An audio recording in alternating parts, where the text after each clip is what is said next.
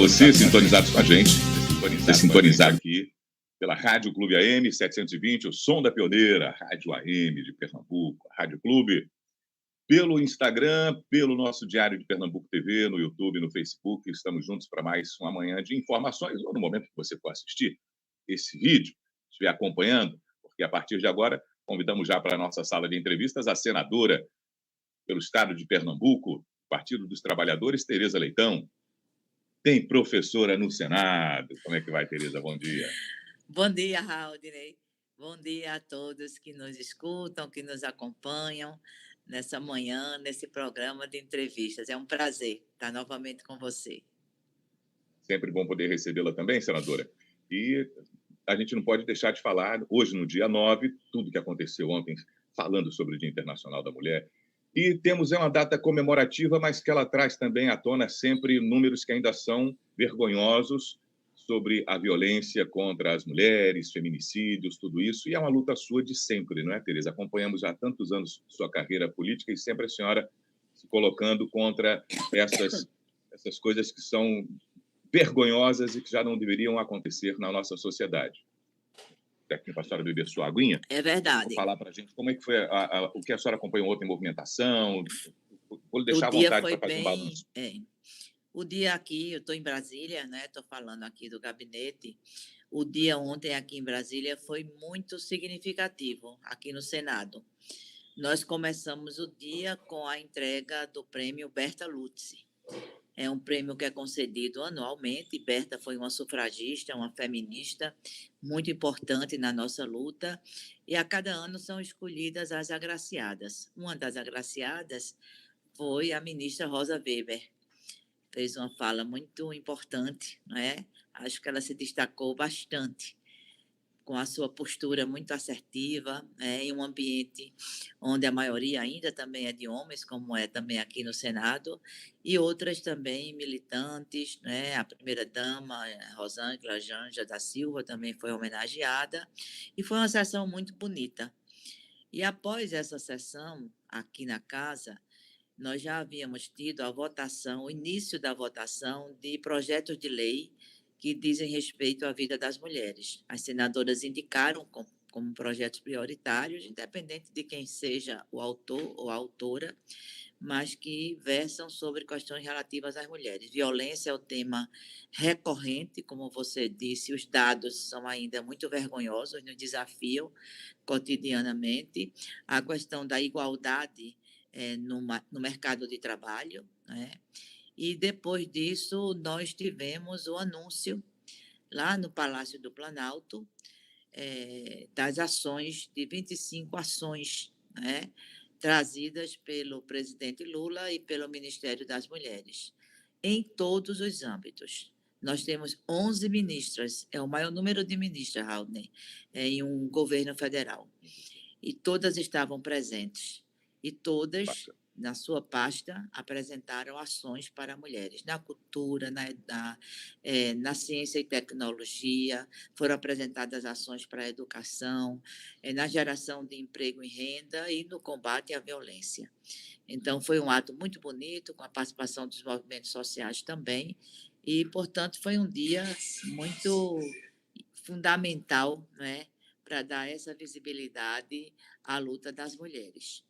E eu também apresentei, por ocasião do Dia da Mulher, 3 projetos de lei que tratam de questões relacionadas às mulheres. Eu quis marcar esse dia com a minha produção legislativa, né? Tudo bem, a nossa primeira senadora, primeira mulher eleita ao Senado por Pernambuco. Quais são os projetos de lei que a senhora sugere, senadora? O primeiro deles, né, o projeto de lei 996, que prevê a distribuição de cestas básicas por dentro, né, do Sistema Nacional de Segurança Alimentar e Nutricional, que já existe, mas ampliar a distribuição de cestas básicas para mulheres que estejam em abrigos de acolhimento. A gente sabe que, muitas vezes, a medida protetiva do distanciamento não resolve a segurança física e emocional da mulher, e elas precisam ir para essas casas de acolhimento. Saindo da sua casa, a família também fica desprotegida Às vezes, quando são crianças muito pequenas, acompanham a mulher. Então, nessa distribuição, priorizar as mulheres nesta situação. O outro projeto diz respeito à questão das catadoras. Houve o lançamento o relançamento do programa, né, de reciclagens. E eu estou propondo que as mulheres catadoras sejam valorizadas neste programa. A maioria, inclusive, de presidentes de associação, de federação, é mulher. A gente vê muitos homens carregando carroças, né, coletando materiais reciclados, mas a organização dessa categoria é impressionante, Raul. É Como mesmo, né? existem, é Tá. impressionante. Em Abreu e Lima tem uma associação, é muito interessante. Eu, inclusive, coloquei uma emenda, como, quando deputada estadual, para um carro, foi uma emenda compartilhada com as juntas, porque elas tinham um caminhão, mas o caminhão não entra em todas as ruas estreitas Sim. demais, o caminhão Ah, não sim. entra. Dentro da Nós, comunidade é. exatamente, nós fizemos uma emenda para a doação de um carro e o nível de organização delas é impressionante, porque elas interligam isso com educação, com orientação à saúde. É muito interessante porque você cria um ambiente de empoderamento, né, e um ambiente de autonomia. E o terceiro projeto, ele é geral, mas ele toca fundamentalmente nas mulheres, que é um projeto que destaca a advertência para propagandas que distorçam a imagem das pessoas, mas nós sabemos que as imagens distorcidas são as das mulheres. Isso gera muita queda de autoestima, preocupações, né? Tem muita gordofobia nesses processos, tem muito preconceito etário também.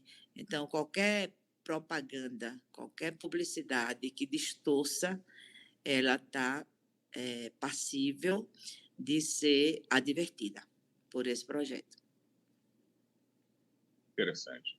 Ótimo, pertinente. Muito bem, Tereza. Tomara que se siga com E tranquilidade e esse mês aprova. todinho a gente vai dar Benefício. prioridade, segundo um acordo que já existe, porque nós temos aqui duas organizações das mulheres senadoras. Nós não temos uma comissão da mulher, como temos aí na Assembleia Legislativa, mas temos a bancada feminina, que tem uma líder. Hoje a líder é a senadora Lisiane Gama. E temos a Procuradoria da Mulher. Então, são dois níveis de organização importantes, porque nós ampliamos a nossa bancada, nós somos 16%, mas é muito pouco ainda, né? Então, a gente tem que fazer valer uma articulação suprapartidária, na maioria das vezes, para que a gente possa se colocar também com a representação feminina aqui no Senado. Ótimo, excelente. Trazer para um assunto local, senadora, o destaque desse final de semana, mais uma vez, há incidentes com o tubarão, a gente ainda tem na cabeça quando fala de ataques, mas são incidentes, né, a forma correta de tratar o que ocorre. O tubarão não vem promover um ataque contra a nossa sociedade, contra os humanos. Ele encontrou algo que achou que poderia comer, vem se alimentar, está buscando seu alimento, encontra algo que ele, será que presta para comer? E morde a quem está próximo ali. É um incidente. Nós não fazemos parte da cadeia alimentar desse animal, mas o estrago é grande na hora que um peixe desse tamanho morde uma pessoa. E o estrago é tão superior ao que aquele incidente que atinge a sociedade economicamente, psicologicamente. É uma situação muito grave, né, Tereza? Como é que a senhora tem acompanhado tem visto esses incidentes no último final de semana? Primeiro, é bom que a sociedade saiba que tubarão não é peixe de beira-mar. Ele está vindo para beira-mar, por uma motivação, né, de agressão ao meio ambiente. São as mudanças de rota, são a agressão ao meio ambiente, os aterros que se faz de mangue, né? Tudo isso vem acontecendo recentemente. A gente não tinha tubarão antes de Suape, não. Mudou a rota, o instinto animal é muito inteligente e a sobrevivência também. e aí eles vêm, né, para as nossas águas mornas e chegam à beira-mar. Esse é um dado que a gente precisa estar atento para combater com medidas também que não são medidas simples, mas são medidas possíveis. Por isso que houve por parte da governadora a iniciativa de retomar os estudos e pesquisas, não é, junto às universidades. Há também uma preocupação do governo federal, que está tomando pé da situação através desses órgãos todos, né? ICMBio, o próprio Ministério do Meio Ambiente, e eu acho que compete também ao poder público um processo de esclarecimento e de avisos. Você viu os dois casos tiveram situações diferenciadas. Em Piedade, foi indisciplina grande, porque é uma praia notadamente sinalizada, é bem sinalizada, né? Finalizado em um Você local que sabe, costumeiramente já tivemos aí quantos exatamente, incidentes naquele local, aquela exatamente, região especificamente, exatamente. né? Ali quem foi sabendo que estava se expondo. No outro lado, que foi o anterior, né? Que foi um turista, que em Piedade não foi nem um turista, né? Foi uma pessoa que, em tese, devia conhecer o risco que estava correndo. Em Olinda, não havia uma sinalização. Ali na Praia del Chifre, né? Ali na Ilha do Maruim, não havia nenhuma sinalização. Então, é preciso também haver uma política por parte dos municípios, que são os responsáveis, em última instância, pela manutenção das orlas, para que a população seja alertada, como foi feito, inclusive, com os bombeiros lá em Piedade, que um cara depois queria entrar para mostrar que era corajoso, depois que o tubarão fez 2 ataques seguidos, com uma diferença de 10 minutos. Os bombeiros retiraram ele e prenderam, detiveram Aí, para vai poder, cumprir né? medida protetiva aí, nesse Então a sentido gente de precisa, é um resgate dos nossos conjunto, eu diários acho hoje. que é um conjunto de ações que começou, evidentemente, com a iniciativa do governo do Estado, com o envolvimento necessário das universidades e essa política de alerta e de conscientização da população e dos turistas, né, que deve ser feita. Vou corrigir aqui o que eu falei, senadora. O banhista cumprirá medidas cautelares. Homem tirado à força do mar pelos bombeiros em Piedade, logo após ataque do tubarão, vai ter que cumprir medidas cautelares. Eu falei protetiva erradamente, me equivoquei. Ele vai ter que cumprir medidas cautelares. Senadora, aí voltando para um tema de Brasília, a senhora foi aí convocada para integrar 4 comissões. Quais são elas, às quais a senhora vai estar mais dedicada nesses As 7? comissões são indicadas, né, respeitando a proporcionalidade das bancadas, e eu, naturalmente, estou na comissão de educação, né, inclusive propus a instalação de uma subcomissão temporária, com a duração de 120 dias, para analisar e se posicionar sobre esse novo ensino médio. Há uma polêmica muito grande, o MEC está sabendo disso, o novo ensino médio não está agradando as políticas de inclusão e de aprofundamento do conhecimento, que é isso que a escola tem que fazer, sobretudo nessa fase final da educação básica. Então, eu acho que o Senado não pode ficar fora desse debate. Então, propus já a instalação dessa subcomissão, que deve ser feita na próxima semana. Então, comissão de educação, comissão de assuntos econômicos, é uma coisa que nos interessa bastante, tendo em vista o que o nosso governo pretende fazer e apresentar ao Senado como política econômica, alteração da política de exclusão, da política de tributação, tudo isso vai ser feito, durante esses primeiros dias, esse primeiro ano do governo do presidente Lula. A comissão de infraestrutura, que é uma comissão nova para mim, eu nunca participei de nenhuma comissão de infraestrutura, mas estou com uma demanda grande, né, do sindicato dos metroviários, e eu quero que o metrô faça parte desse debate. Que modelo nós queremos? O metrô está sucateado, a governadora não tratou deste assunto com muita nitidez durante a campanha. Aliás, só quem tratou foi o nosso candidato. Muito candidato passou ao largo, não é? Passou totalmente ao largo dessa situação do metrô. E a última comissão é a Comissão de Ciência e Tecnologia, que tem um link muito forte, depois da pandemia, com as políticas de educação. Nós não podemos desconsiderar o avanço da ciência e da tecnologia, as novas mídias, e como é que isso deve ser usado, Raul, de maneira correta.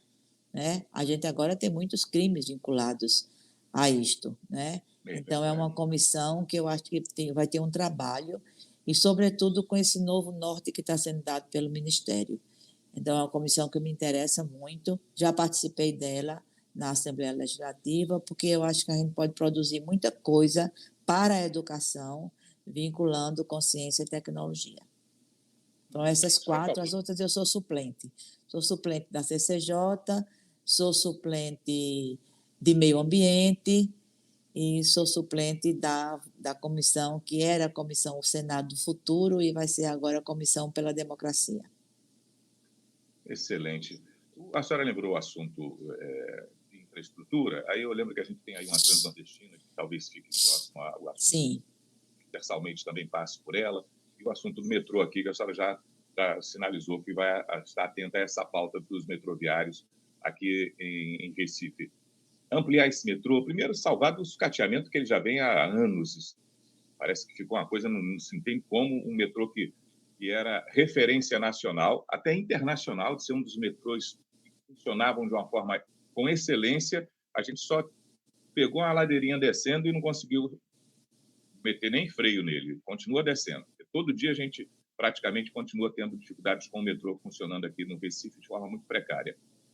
Mas a senhora falou, quem tratou do tema mais realmente de uma forma contundente foi Danilo durante a campanha. Aí eu lembrei aqui, rapaz, onde é que está Danilo? Eu não ouvi mais falar de Danilo. A senhora estava numa linha muito afinada com ele durante a campanha. E continuou. E é um grande colaborador. E não é? É um grande colaborador. Como é que está Danilo? É um grande colaborador, é um grande quadro. Ele está aqui em Brasília. Ontem nós batemos um papo, ele veio para uma reunião do partido, né? E eu acho que é um quadro que precisa ser contemplado. Pela experiência administrativa, Danilo foi um excelente gestor por onde ele passou, pela segurança com que ele apresentou as propostas para a gestão de Pernambuco. Infelizmente, a população teve outra opção que a gente aceita, porque a vontade das urnas é democrática, é a vontade popular, mas também pelos compromissos políticos que ele assumiu durante a campanha com o presidente Lula, com o processo de democracia, e porque ele se mostrou na campanha, Raul, muita gente não conhecia Danilo, ele se mostrou na campanha como uma pessoa, de fato, talhada para a política, né? Para o diálogo, para o enfrentamento do contraditório. Eu acho que é um grande quadro e, em breve, né, eu acho que Danilo estará aí anunciado, né, como qualquer cargo à altura da sua experiência, da sua envergadura política. Isso não vai demorar. Só está faltando esse arremate, não é? Esse arremate final dos cargos aí do estado de Pernambuco. Acho que esse mês sai tudo. Assim espero. Ótimo, então. Um bom colaborador, com certeza. Um homem com experiência e entende de gestão também, né, Tereza?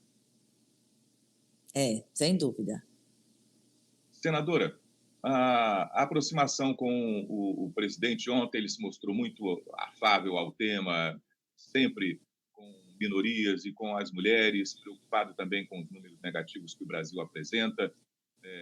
Foi um dia, como iniciamos essa entrevista falando, que a gente comemora, mas lamenta os números que ainda temos. Mas parece haver uma programação aí constante agora também deste governo para essa reversão e a implementação dessas políticas que devem se sobressair no cenário nacional com apoio às mulheres.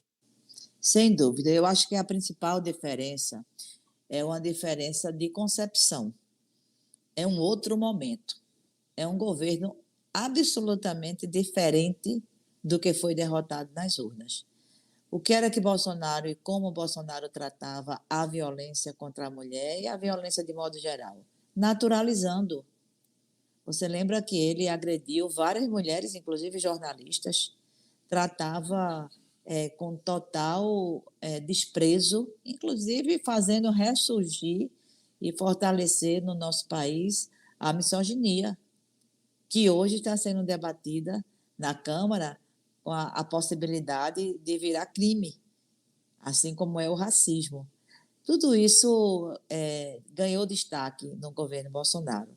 Era como se uma categoria, um setor da sociedade tivesse adormecido em relação ao racismo, em relação à homofobia, em relação ao preconceito de gênero de modo geral, à transfobia. Tudo isso sempre existiu, mas havia um certo temor de que isso virasse uma pauta tão explícita como virou no governo Bolsonaro.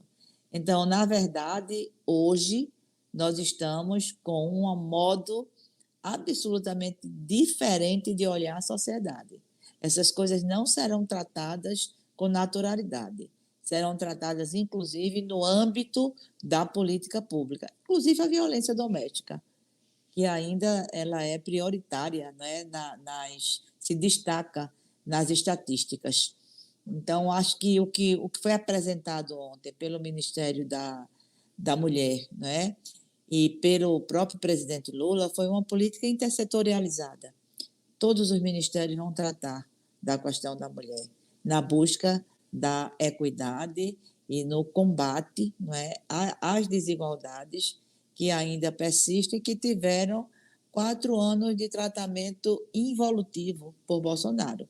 Né? Então, vamos cuidar das nossas mulheres, das nossas meninas, para que elas tenham um mundo melhor, com mais igualdade, com mais solidariedade, um mundo onde as mulheres possam ser felizes, empoderadas, sem ter medo de ser mulher e indo para onde quiserem e fazendo o que quiserem. Acho que isso é um diferencial que a gente precisa notar. É uma concepção absolutamente diferente. Haldner, seu microfone foi cortado, não estou te ouvindo. Fui eu, Tereza, que me abestalhei aqui, fechei e não abri para falar. Oi, senadora, para a gente finalizar, liberar a senhora para as suas atividades aí, em Brasília, está na capital federal, nos atendendo do seu gabinete de senadora. Eita, coisa boa. E agora o olhar sobre Pernambuco, gestão Raquel nesses 2 meses, senadora. Faça a sua avaliação para a gente lhe liberar. É muito delicado a gente fazer uma análise de uma gestão que a gente não aprovou eleitoralmente, né? Você sabe que o PT teve uma posição no segundo turno de apoio à candidatura de Marília Reis. Mas tem um tempo, né? Tem os famosos 100 dias, que a gente sempre dá, né, de consideração a qualquer governo. Acho que Raquel trabalha bem o emblema e o símbolo de ser a primeira mulher governadora, ter um governo que tem 2 mulheres encabeçando, mas acho que ela tomou algumas atitudes precipitadas e ainda não corrigiu, e isso travou muito o governo. Aquela questão em relação aos cargos comissionados, tudo bem, todo governo tem o direito de botar em cargos em comissão, o nome já está dizendo, né? Aquelas pessoas que trabalharam no seu projeto. Mas atingir os servidores de carreira que estavam em cargos de gestão foi ruim para a máquina. Ela refez alguns, mas não refez ainda todos. E a gente está com alguns órgãos acéfalos. Tem alguns órgãos que não estão ainda funcionando a contento. Eu acho que é preciso um posicionamento, né? Colocar um pouco de azeite na máquina mesmo, não é fácil, o Estado é grande e ainda mais ela tem uma necessidade natural do mundo da política de se afirmar como governadora de oposição, né? Então, acho que às vezes falta um pouco olhar o que o outro governo deixou de bom. Será que o governo passado só deixou coisa de ruim? Né? E aperfeiçoar, evidentemente, dar o seu tom, dar a sua cor, né? Isso também se espera de um governo de oposição, não romper com tudo, porque uma coisa que dá certo na política pública é a continuidade, com todo o direito que ela tem, como governadora de oposição, de destacar os gargalos, de criticar as lacunas, mas apresentar alternativas, né? Nós estamos com alguns gargalos, e eu diria, Raul, que é em praticamente todas as áreas.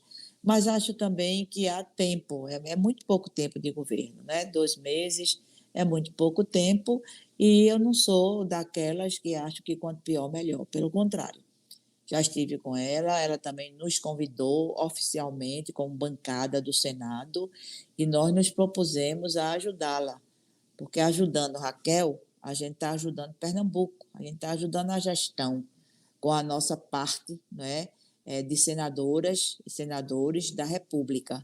Eu acho que com isso ela vai contar. Pode ficar certa, a população de Pernambuco também, que o que estiver ao nosso alcance para atender às demandas trazidas pela governadora, como ela já trouxe, nós vamos atender. Aqui a gente não vai ficar no palanque a vida inteira, de forma nenhuma. O que for necessário fazer, nós faremos. Estamos tratando com ela com muita prioridade, com muita tranquilidade, com muita transparência, inclusive, a questão da Transnordestina. E vamos fazer a nossa parte, o que for necessário em termos de articulação, em termos de convencimento de algum setor, em termos de abrir espaços, né, abrir portas, né, para ela. Ela tem uma grande facilidade, que é ser governadora, mesmo de um partido que não apoia o presidente Lula, mas ser governadora de um governo federal, em um governo federal de diálogo. Ela já foi recebida conjuntamente com todos os governadores, e todos vieram aqui a Lula, e pode ser recebida de maneira individual.